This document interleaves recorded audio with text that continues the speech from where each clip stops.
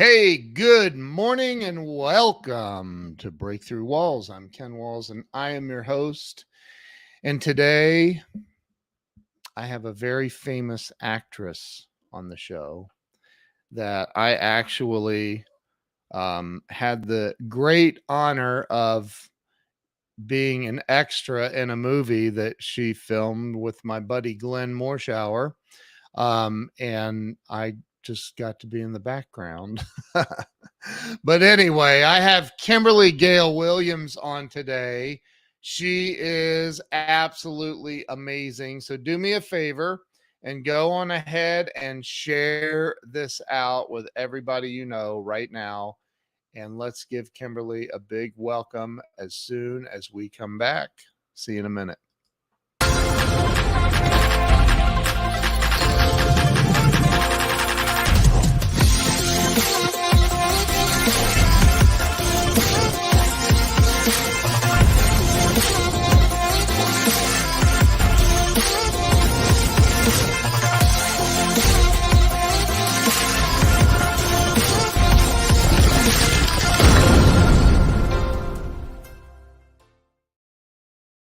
And we're back. Let me bring Kimberly on. Kimberly, welcome to the show.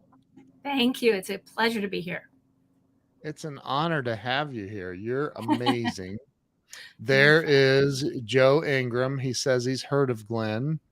Joe was almost instrumental in introducing Glenn and I. Joe hates it when I say that. But well, he tried to introduce Glenn and I, and I think Glenn was busy at the time or something. And then later, a guy named Bob Donnell, actually got through. So anyway, she looks like that lady in that Glenn movie. I wonder why. So Kimberly, thank you for being on today. I started this show over 5 years ago now, and it was literally to help people have a breakthrough in life, to get unstuck. And we all have a story and we all have our ups and downs in life. And so I am looking forward to hearing your story. There's Danielle. She's amazing. So tell me, start by telling everybody where you were born and raised. I was born in Kennett, Missouri, and I was raised many different places. Oregon when I was real young, and then back to Missouri, and then up to Chicago. And that's where I spent most of my formative years, from like third grade through college, was up in the Chicago area. Oh, wow. In the city or a suburb? No, the suburbs. Yeah. Okay. Yeah. Chicago's huge. Yeah. Almost as big as Dallas, Fort Worth. Almost. Yeah. So, is that where you went to high school then, up in the Chicago? Mm-hmm. Okay. Wheeling High School, and then I went to college in Northern Illinois University and got a degree in elementary ed and special ed. And wow. I spent way too many winters up there and decided around the age of, about 23, to move down to Texas out of the snow, and met my husband down here. And I've kind of been here, besides moving overseas later on and then coming back. We've been in Texas ever since. Really? And yes. What part of Texas are you in? Do I know that? Yeah, Dallas area. Yeah. Oh, are you? Okay. Yeah. Close to you. So yeah. So you moved at 23, like you were a single woman that just said, "Hey, I'm out of here." That's about right. This is a long time ago. So you had to spray Freon. If it was cold outside, if it was winter, you had to spray Freon in your lock of your car. You had to, chip all the ice off. You had to take a light out of it because you had to use a light in the motor at night so the oil wouldn't freeze.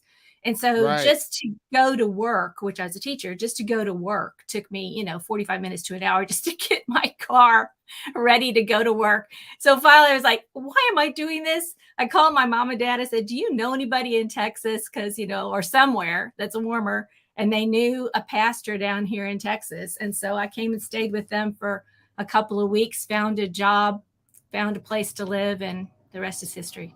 But why Texas? Because they knew a pastor down here. So it was a way to just kind of get introduced. Yeah. Oh my gosh. Wow. No other reason. Mm-mm. I mean, it could have been Florida, Arizona. Had they known somebody in Florida, I would have married someone else, right? That's so funny. So you found yourself in Texas at 23 years old. And where did you come down here and instantly become an actress? What did you do? No. I got a job as a teacher, teaching junior high special ed. And when my husband and I got married, I was 24 when we got married. And immediately he got transferred. He was an oil accountant. And immediately he got transferred to Bahrain. So Bahrain. Little island next to Saudi Arabia. So, I had to look it up too because I had no idea where it was.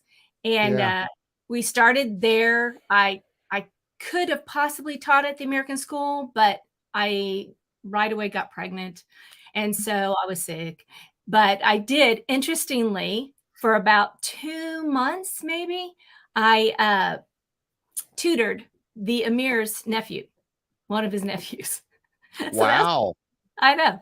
They would pick me up in their little, their car and go take me to tutor him. What was the why did you get into Joe says that sounds like a pain in the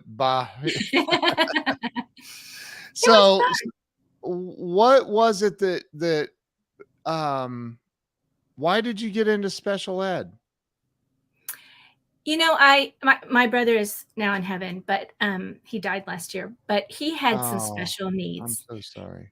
He had some special needs. And over the years I had, when I was younger, I was in contact. One of my best friends was deaf. She's still one of my good friends. Wow. So I think I was just, life just kind of brought me with people that had some special needs. And I'm like, wow, I want to help these people feel accepted and loved and seen and all those things. And I think that's just what got me in that. But unfortunately, or maybe fortunately, I don't know. It depends upon how you look at it. I really haven't used my education publicly since then. So it's been more just, one-on-one, or we ended up homeschooling because we lived overseas. And so we homeschooled forever. And so anyway, your initial question was something about when did I get into acting? It wasn't until I was 50. Really? Yes. When you got into acting? Mm-hmm. So you've only been doing it for about 6 months. Right. Wow. Don't tell everybody how old I am, right? No, I don't want to tell. This way, my hair was dark brown when I started. Right. In acting? Yes. Wow. Look what Dennis says. He's a friend of mine and Glenn's. Special needs people help us way more than we can ever help them. I totally agree. Totally. That's so awesome. Did you know that Bridget is on here? Hello, Bridget. All right, quiet on the set. That's right. What do you say? It's time to rock and roll. What do you say, Bridget? Type it. I've forgotten already. I forget what she says. All I remember is quiet on the set. It's classic. So you moved to Bahrain, and how long were you there? 2.5 years. Then we ended up moving to Hong Kong, and then to to Australia, then to Singapore. Then we moved home. I had 3 more children. We have 5. They're all grown, obviously. And then back to Singapore again. And then we've been in Texas ever since. Wow. So how long were you out of Texas? Yeah, I'm sure. How long were you out of Texas? Approximately 10 years approximately. Living abroad. Yes. Wow. That's In many different insanely cool. cultures, and I loved it. I'm Dennis anxious to go Dennis back. lives in China. Yeah, Yeah. Do you know Dennis? I By chance? don't. Okay. And if I Yeah, he do, I'm lives. sorry, Dennis. Yeah. So when you got to, I'm curious because Bahrain is a Muslim country, right? Mhm. So when you got Um, there, did you have to wear as a woman? No? no, it's at least at the time we were there, which is a long time ago, Yeah. 40 years ago. Gosh. No, not quite. Almost 40. Wow. No, they were fairly more of a Western Islamic culture. So Okay. if you were an expat, which is what I was, um, as long as I kept like my elbows covered and my knees covered, I was fine. So that was easy Wow. to do, like those longer skirts were in style, the ones that went right over your knee, and so it wasn't hard to do. Wow. I enjoyed it. We had our first baby there. My mom was here. She wasn't going to travel because she hates airplanes. So I had to do all that by myself, but it was a great experience. And I would Wow. take Matthew down to the souk, which is their market, and shop. And everybody just loved him. He was blonde headed, and they would just rub his head and give him treats and give him homemade bread that's in these big brick ovens that's delicious that I still miss. Um, Wow. it was a great experience. That's awesome. That's Mm-hmm. awesome. Did you know that it's illegal to sing on the streets publicly in Singapore? I did not know that. I'm glad I didn't get I just arrested. I just learned that a couple of days ago. I saw it on TikTok or Instagram or Why? something.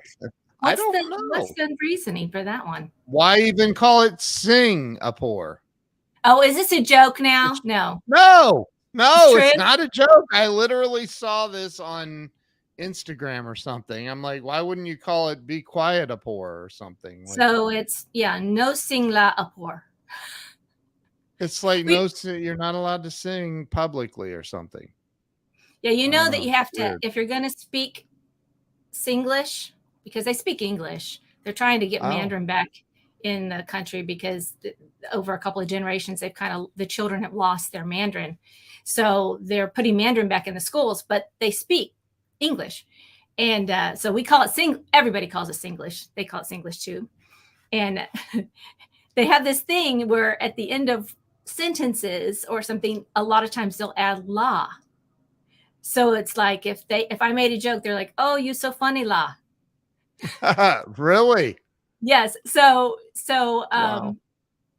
So yeah. So no sing la for. Wow. It's literally, yeah. And it was funny. But anyway, so that's just a really random fact. But talk about when you came. So you came back to the U.S. You said you were gone for 10 years. You came back to Texas. Um, what did you do? I mean, you had 5 kids. The Did you last time just we did? came back, because we came back and forth, but the last time we returned for good, because he quit the company he was working for. We Okay. started building homes. Then yeah, I was still homeschooling. The homeschooling bug had bit me. Yeah. So our oldest went into a private school because I didn't know how to do high school. And Right. and then the rest of them I continued homeschooling until I got part of groups and stuff. And then we could share the biology because I wasn't going to dissect cow eyeballs and things like that, nor would I know how. So that, and then so I was busy doing that. And at church, like I did always do something creative, either puppet Yeah. ministry or the skits for VBS or the skits for ladies ministry, but I never took it serious. I mean, it Right. was just Right. fun. Right. And yeah. So I think I've always had my hand in the arts, but I was busy raising kiddos, and that was my first love, and I'm glad I did it. When and you said that you started acting at 50. Did you have any kids at home still? I had Okay. 2 or 3 still at home, but they were Okay. nearly grown. And one of Right. them was taking acting classes, and I had to take her. I think she was 15 or 16. Maybe she was 16, but it was nighttime and I didn't want her driving at night or something. Yeah. And so that's when I kept like wanting to direct her on the way home, which you should never do, by the way. Mothers, don't ever do that. Right. But I've just felt like I know what I'm doing here. And by that time, I was also helping to coach interp and speech and debate for our homeschool groups. And so I kind of felt like I kind of instinctually kind of knew what to do. And so I'm like, I'm just going to take this class too. And she was all right with it. And then, of course, the bug bit me. Really? Yeah. And right away, like I was so fortunate. Linda McAllister came to class one night, and on the way to the bathroom, our bathroom break, she just said, you know, I'd consider signing you, but it has to be a career, not just a hobby. And so we had some conversations, and I was very fortunate because she's look who's on here. We have a big time producer watching. Ken. Hey, I know Ken. Hey, Ken. Ken Ray. So it's not Ken, it's Ray. That's right. It's Ray. That's right. Yeah. Ken Ray, you need to change your name on Facebook to just Ray. To Ray Ken, please. Because that's the second time I've made that mistake. I'm like, no, that's not his name. That's weird. Oh, it's Ray. I know.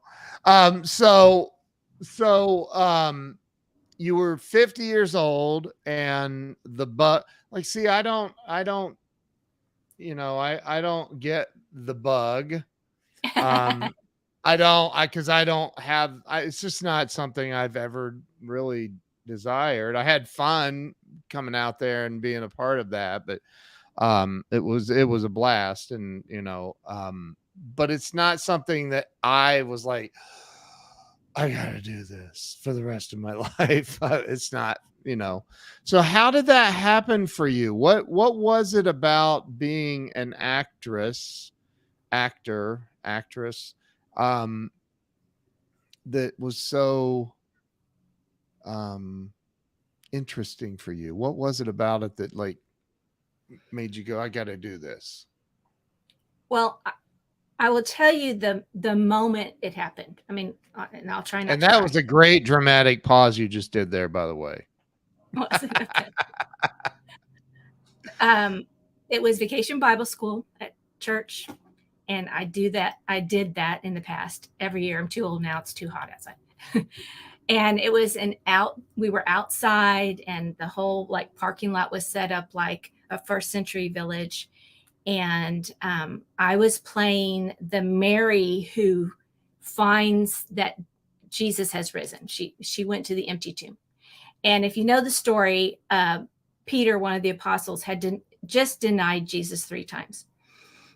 And so when the angel tells Mary, you know, he's risen, and tell Peter that he's risen, it was like a special thing. And I don't remember exactly what our lines were or anything like that. But I just remember that the man who was playing Peter in the VBS skit, and this was outside, it was live. All the little kids are around, all the parents are around, the other teachers are around.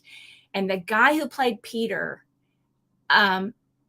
he would tell you he has a past. Okay. And so for him to be forgiven of denying Christ was it was personal. And I remember, you know, walking through the crowds, where's Peter? Where's Peter? I have something to tell him. And you know, the little kids and blah, blah, blah. And you're just doing the skit, right? And when I looked at him in his eyes, I started crying because I knew how much this actually meant to him. And so the word, like I was Mary talking to Peter at that moment. And I could peripherally see the teachers tearing up, the parents tearing up. All the kids had stopped their activity and they were like staring at me. And when I got done and went back in the church building, I was like, you know, whatever. I thought, okay, God, because I had already been taking classes. It's like, okay, if this is a gift you have given me, I'm compelled to use it. Because if it's gonna bring people in, if I can somehow tell a good message, even if I have to play the bad guy, but the message is compelling. I want to be part of storytelling like that. Yeah. Wow. Yeah, it was I powerful. gotta say, I was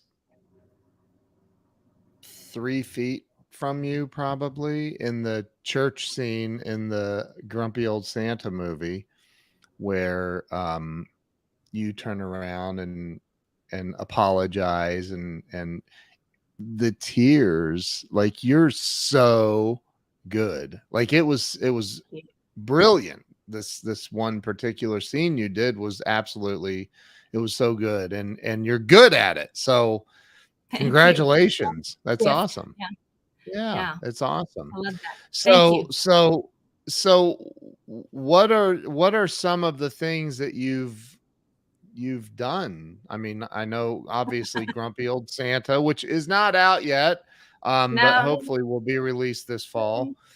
Um, what are some of the other things that you've done? I know you're part of Glenn's acting school.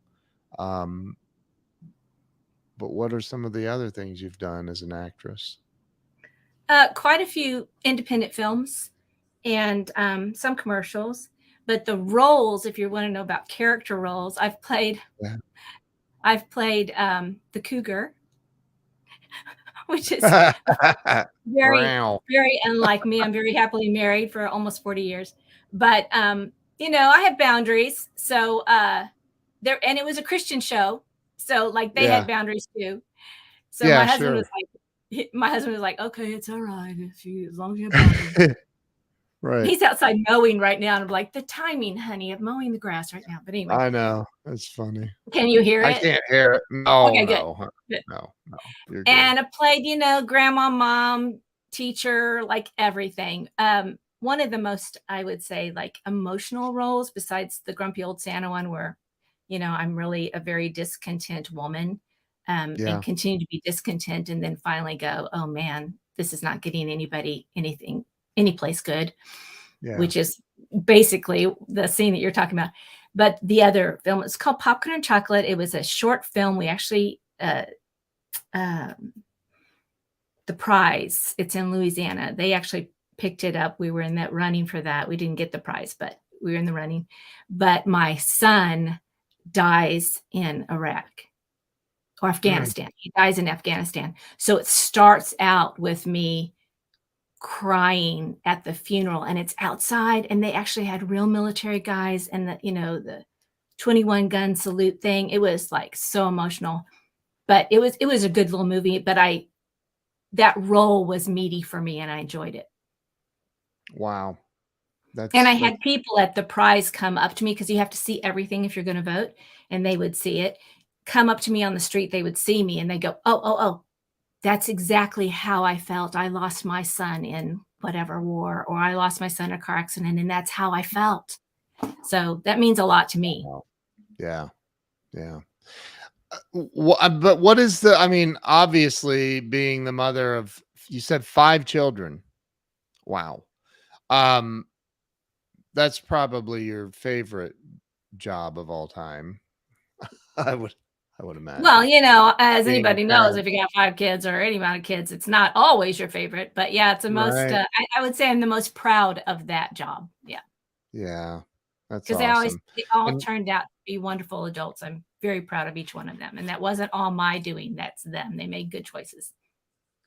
look, um, Ken Ray, I can't Ray, we need to talk. I'm kidding. Right. We need to Um, talk. Kimberly knocked it out of the park in Grumpy Old Santa. It's very, very true because for those watching right now, Kimberly plays Glenn Morshower's ex-wife in the movie, and she it's so you go from home wrecker to home wrecker, attempted home wrecker. It's Very watch the unhappy movie, you'll woman. understand. Huh? Yeah. Very What'd you unhappy woman. yeah. But you did play the role so well. And I mean, I was there. I got to witness it at least a couple of times. Um, so talk about what was life? I want to go back for a minute because I always wonder, you know, what is it in childhood that pushes us as adults in the direction that we end up going as adults? Um, what was it in your life? Who was it? Was there an event? Was it people, parents, um, that kind of made you who you ended up becoming as an adult?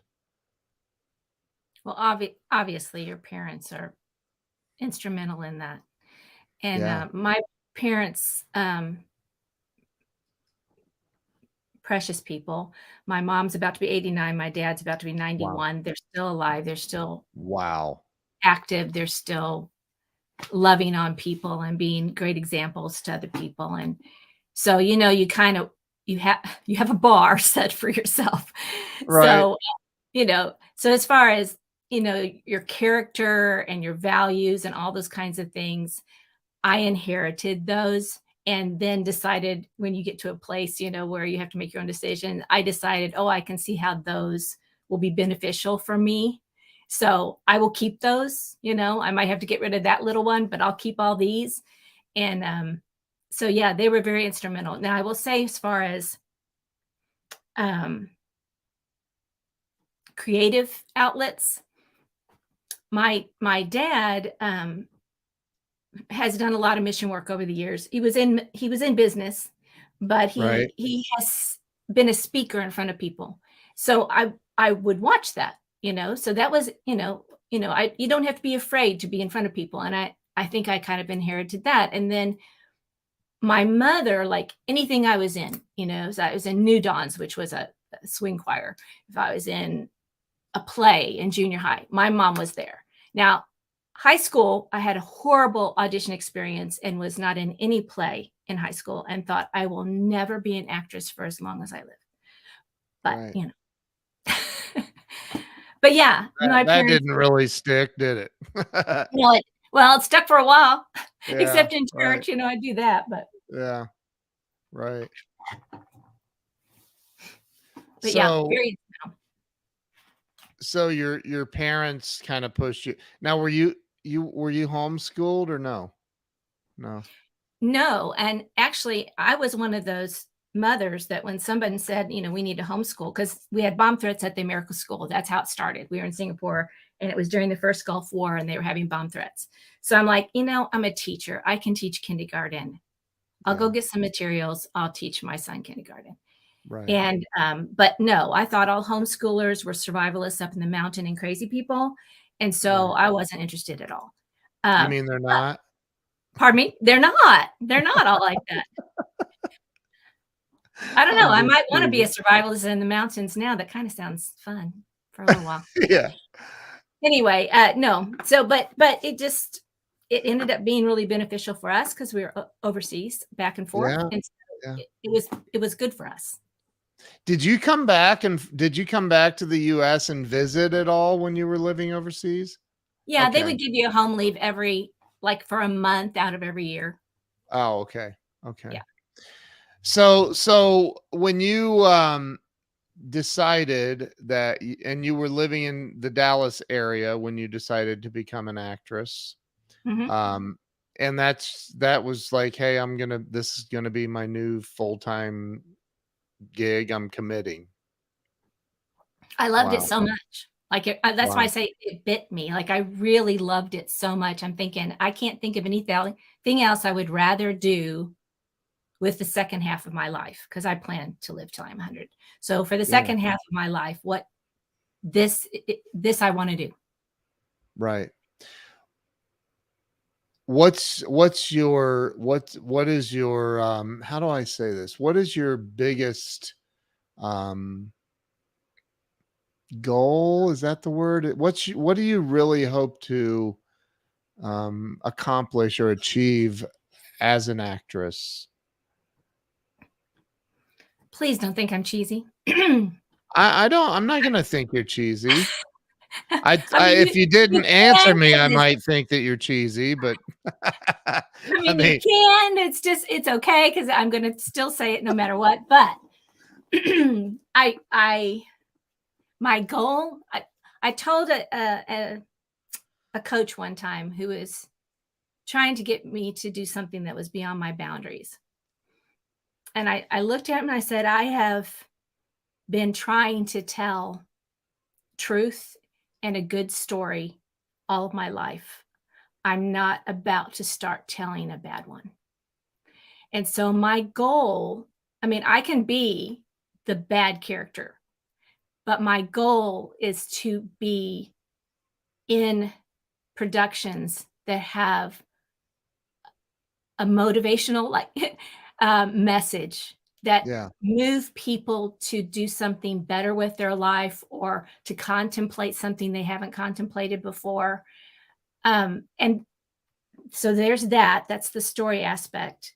And then because I think I've been so blessed to meet so many people from so many different cultures and so enjoyed and still have their friendships and so enjoyed being with them. My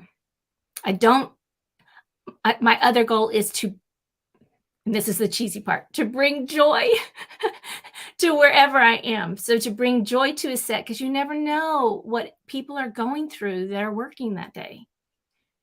And so to come prepared and professional, but, you know, bring some joy to their moments that I'm with them. So that's the cheesy part. That's not cheesy though. That's, you know what? I honestly, if the rest of the world would follow your lead, like we wouldn't have a lot of the crap going on that's going on in the world. Yeah. So I have an out of left field question for you. Okay. And I mean, it's, you know, it sounds like you have pretty conservative values. And that doesn't necessarily fit in with Hollywood. I don't know how else to say that. How do you merge that? How do you reconcile that with, I mean, because it's kind of two different worlds. You know, how do you make that work? How do you make it all gel and fit together? Yeah, and like, would you play the role of Satan's wife? I probably would if the message is that Satan's wife is really awful. Right? Right. I want to tell the truth. And Satan, I mean, Glenn has played Satan. And Satan is a horrible being. And he played it as a horrible being. That's telling the truth. Now, if you want to play Satan's wife as the savior of the world, then probably I wouldn't take that role. Right. But, you know, so, you know, it's interesting that we kind of had a little bit of, I'll give you two quotes. One was from yesterday, and I actually have it right here because. Oh, wow. Glenn just said it yesterday, and I wrote it down. Oh, wait. Hey, can we stop and just say Glenn Morshower is like one of the most brilliant human beings ever to grace this planet with his footsteps. I mean, the guy, last night I tried to sign on like late, like really late, and it was already over. I was like, crap, I missed the entire, I was just very, very buried in appointments yesterday, but that's amazing. Go ahead. I'm sorry. I love to hear Glenn's quotes because they're okay. Well, I'm going to do Barry Corbin's first. He had Barry Corbin on the show, in class. I don't even know. Like, I think it was 3 years ago or something. And I have it written down. And Barry Corbin says, "I don't work for Hollywood. I work for the people who watch the stories." And so that's powerful. That's very powerful. So when you say, is there a conflict with Hollywood? No, I don't work with Hollywood. Or for Hollywood. I work for the audience. I work for the people who are going to receive a message. And so if the message is a good message, and I don't mean a bow at the end of the story. I'm not talking about every Hallmark film you've ever watched. I'm not talking about that. I'm talking about that It's like the kind of stuff Glenn teaches us, right? Truth. Yeah. And if it's going to be a truthful message, then bring me on board, And then Glenn said yesterday, because it was about boundaries. And of course, so then that would be my boundary. If Hollywood is going, I want you to tell this untruth and it's totally stupid and it's going to lead people down the path of drunkenness and debauchery, then those are my boundaries. I'm not going to do that. And he said, boundaries always cost you. You must be willing to pay the price. And I am not willing to pay the price of going beyond certain boundaries. And actors have different boundaries. And, I'm not going to judge somebody else's boundaries, but I have to have peace tomorrow about what I did today. That was said yesterday as well. And so, I have to be willing to pay the price. And sometimes that means that I won't get a role because I have to say, no. But I have enough confidence in, my higher power, in God, that if he gave me this gift and he meant me to use it, then I will be given opportunities to use it. And I've got a huge family, 8 grandkids, 5 kids, huge family. If I'm not working every week, I'm fine. I'm still busy. Yeah. Wow. But I love to work. I love it. Yeah. Do you work a lot? I'll put it this way, not as much as I'd like. Yeah. But, I think there was reasons for that. I could tell you the last 12 months, my back, I just told you I had back surgery about 7 weeks ago. Wow. I kind of trust that what I'm supposed to get, I get. I audition quite a bit. So I didn't get much but Grumpy Old Santa, and then something else in January. And then I'm doing something all next week. But I think it's because my back wouldn't have taken some of the roles that, I would have been offered. So, I trust that I'm going to get what I work hard, but I trust that I'm only going to get what I'm really supposed to have. So I'm cool. Do you do commercials and stuff also? Yes. Okay.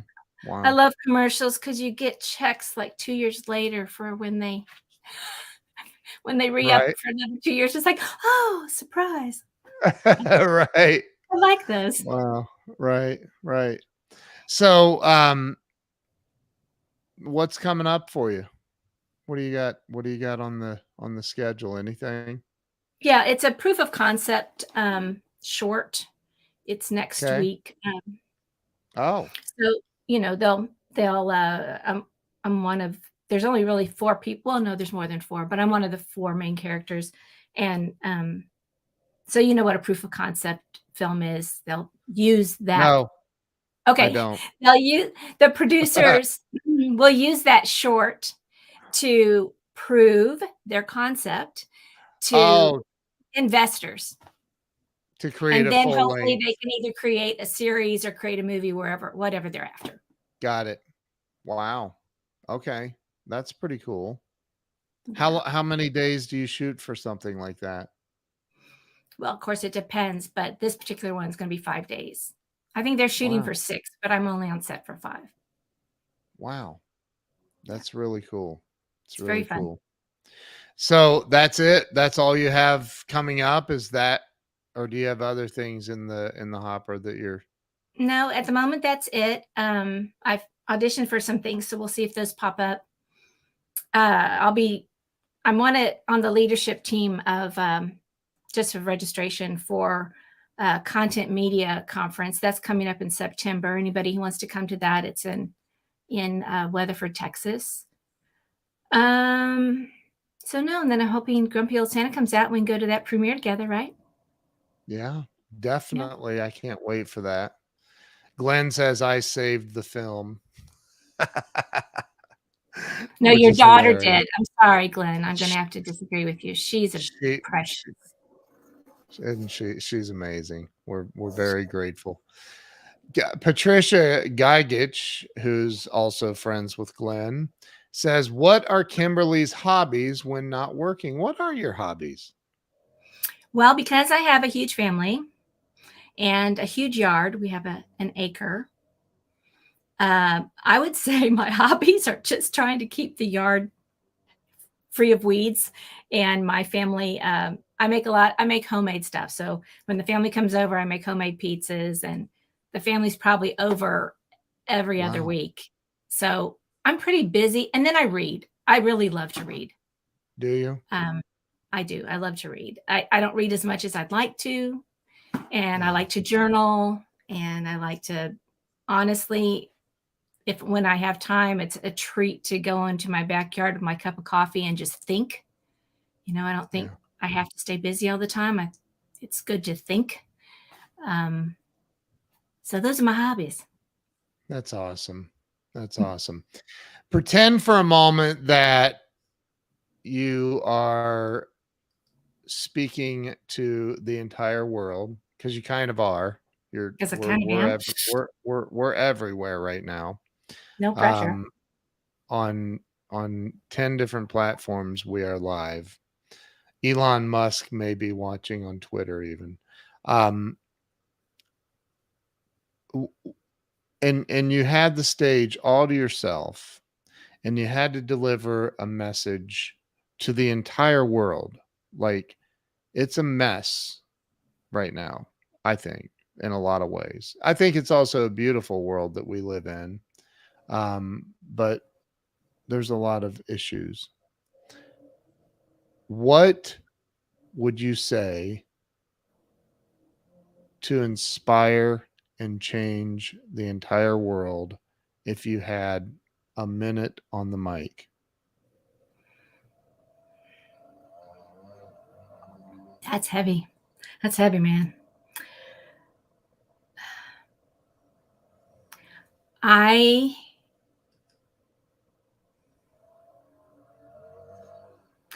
would love for the world to open their eyes and see the ordinary as extraordinary, because we are put in, I believe, God's epic story. We're here to play a very crucial role. We each are cast, if you want to put it in actor terms, in a crucial role in his story.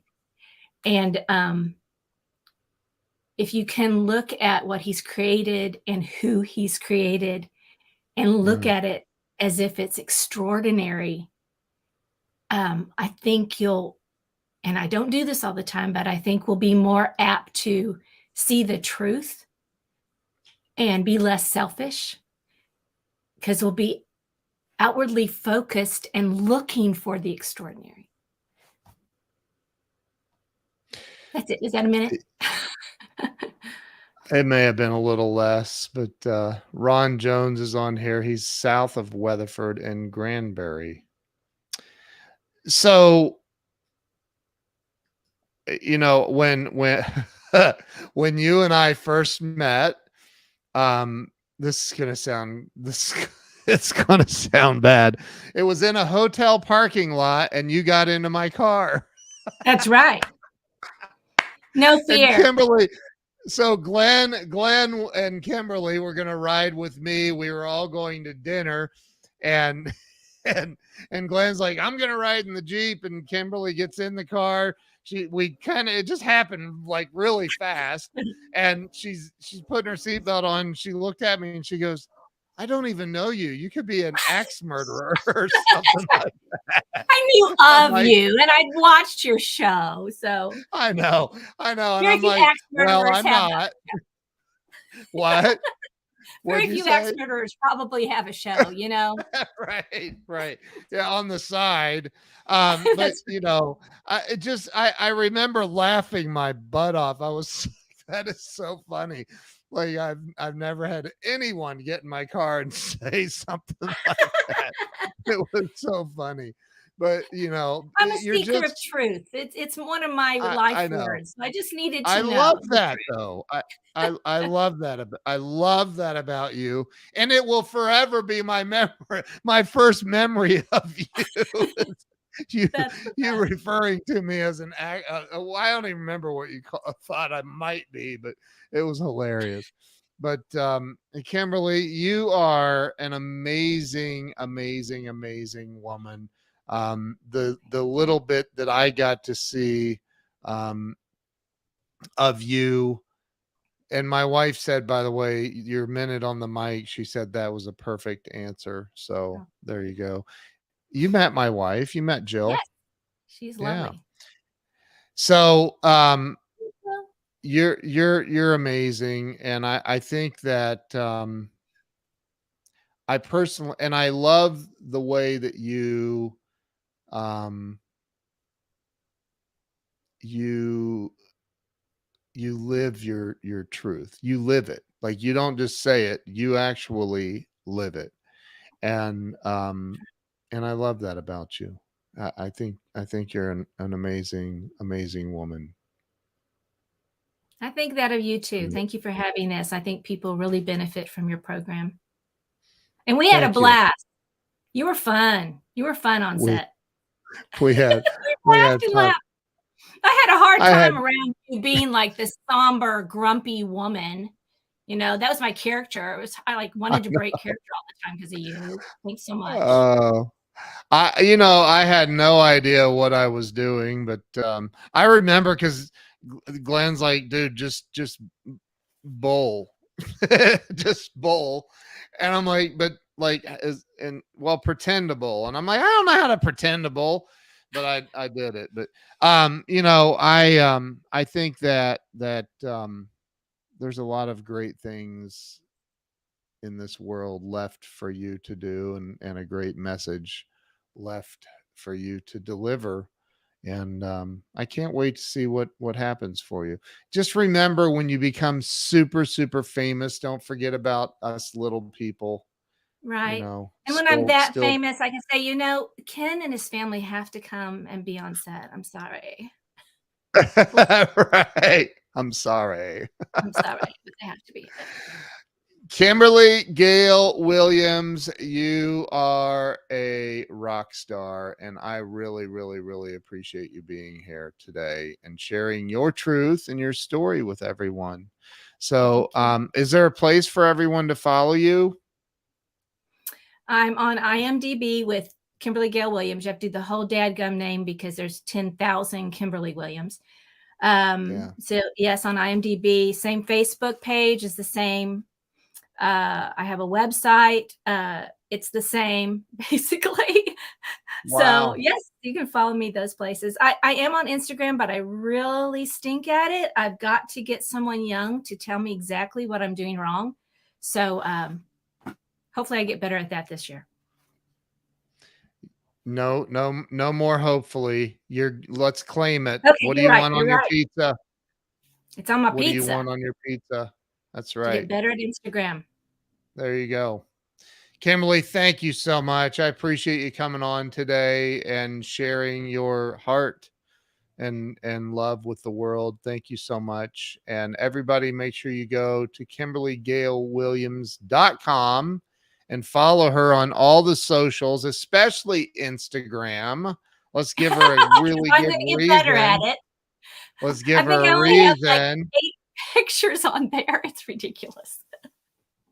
Like, I'm serious. Like, I don't know how to use it. Wow. Okay, it's my next thing. You've inspired me. Here's how we do, and here's how you do it. You go like this with your phone, and you go like that and you take a picture of somebody wiping their nose. That's what I just did because I was crying earlier. You got me crying. Okay. All right. You can picture I just tried to take a picture of you again. There, I got a picture of you laughing. So, and now I'll post that on Instagram later, and that's it. It's really simple. Well, and it's that Facebook thing too, where you do the stories, and I need to just take time to do it. I think part of it. I think it's part of my background where it's like, you don't need to be the center of attention. So it's like, they don't care what I'm doing. Why do I need to do this? I could coach you live right now on this show. Please. But I won't do that. I won't. Look, if you're not willing to get attention for yourself and toot your own horn, as my buddy Grant Cardone would say, how in the world can you expect someone else to do it? So I take that. I receive it. you've got to get out there. You got to put yourself out there. If you want to, like, you can't change the world flying under the radar. That's true. Name one person that changed the world by flying under the radar. Yeah. Right. So right. I'm Thank going to you. help you with this. Anyway, you. well, Kimberly, you rock. Thank you. For You being rock on too. today. And it's been, we've been trying to get this thing, like we both had to reschedule. I And know. so I'm glad that we finally got you on here. So thank you again for being on and sharing your story. And everybody, make sure you go follow Kimberly, and we will see you all later. Thanks so much. Thank you, Ken. It's been a Stay pleasure. with me. Okay, you. I will. All right. All right. All right. Bye-bye. Bye.